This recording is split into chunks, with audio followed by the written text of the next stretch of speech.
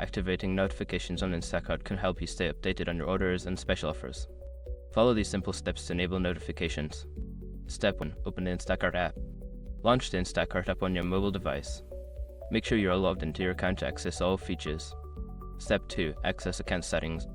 Tap on the profile icon or the menu option, usually located in the bottom right corner of the app. This will take you to your account settings. Step 3. Navigate to notifications. In the account settings menu, look for the notifications option. This section allows you to manage your notification preferences. Step 4. Enable notifications. Toggle the switch to turn on notifications. You may also see options to customize what types of notifications you want to receive, such as order updates or promotions. Step 5. Save changes. After adjusting your notification settings, make sure to save any changes you made. This will ensure that you start receiving notifications according to your preferences. Now you are all set to receive notifications from Instacart.